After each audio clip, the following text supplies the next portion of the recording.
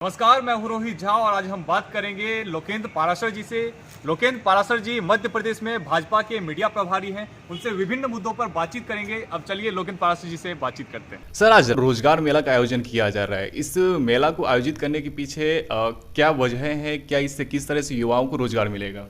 देखो, रोजगार को सामान्य भाषा में हम लोग हिंदुस्तानी लोग ये मानते हैं कि सरकारी नौकरी लग जाए, लेकिन रोजगार स्वरोजगार भी है, रोजगार प्राइवेट सेक्टर में जाना भी है, रोजगार अपना उद्यम खड़ा करना भी है।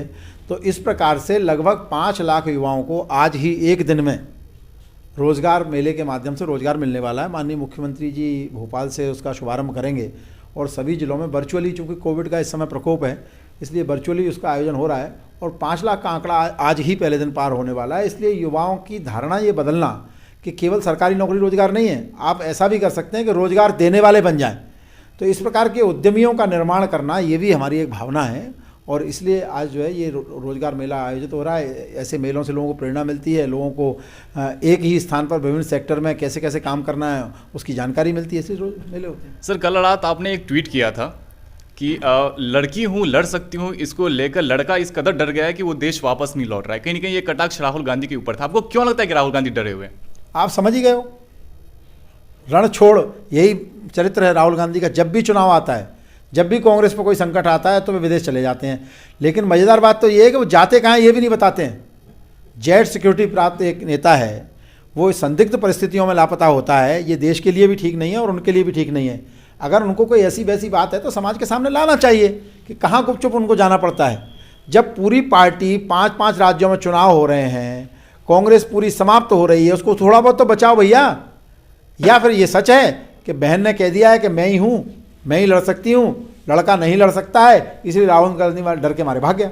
सर, लेकिन दिग्विजय सिंह यूपी चुनाव को लेकर आप पे कटाक्ष कर रहे हैं। वो कह रहे हैं कि बीजेपी जहां जहां हारती है वहां के लोगों को बुरा बता देती है। वो कहते हैं कि पंजाब में जब आप हारते हैं तो वहां के लोगों को आप खालिस्तानी बता देते हैं, जब आप पश्चिम बंगाल में हारते हैं तो वहां के लोगों को रोहिंग्या बता देते हैं या घुसपैठिया बता देते हैं, जब आप छत्तीसगढ़ या फिर झारखंड में हारते हैं तो वहां पर आप नक्सली से प्रभावित बता देते हैं, जब आप केरल में हारते हैं तो राइस बैग कन्वर्ट बता देते हैं। आप देश में आप क्या सोच रहे हैं वो आपसे देखो, दिग्विजय सिंह पे कोई काम नहीं है।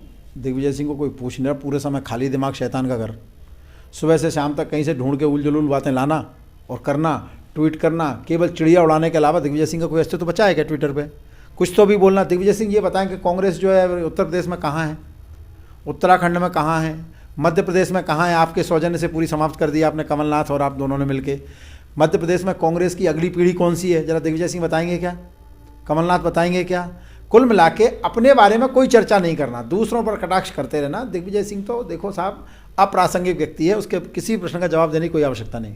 सर, माननीय राज्यपाल को लेकर आपत्तिजनक बयान दिया है, उसको आप क्या कहेंगे?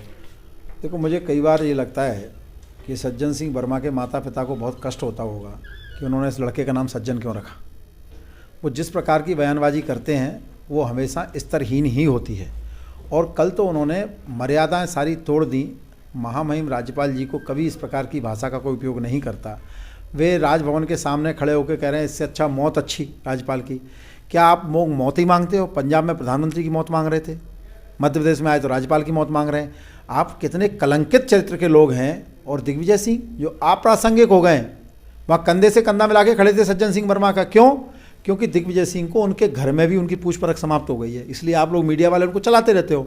इसलिए वो इस प्रकार की बेहूदी हरकतें गाय बगाय करते रहते हैं और वो जिंदा है समाज में, इसलिए अन्यथा समाज में उनको कोई गंभीरता से लेता नहीं। देश में अब जब कोरोना तेजी के साथ फैल रहा है, एक के बाद एक कई सारे लोग कोरोना से प्रभावित हो रहे हैं, क्या ऐसे कॉलेज को बंद नहीं किया जाना चाहिए? कॉलेज निर्धारित क्षमता के साथ ही चल रहे हैं और अभी डिस्टेंसिंग, मास्क, सैनिटाइज, देखो साहब जीवन भी चलेगा और कोविड भी चलेगा ऐसा लग रहा है अभी तो दुनिया में। ये केवल मध्य प्रदेश की समस्या नहीं है, पूरी दुनिया की समस्या है, लेकिन जीवन तो चलाना है।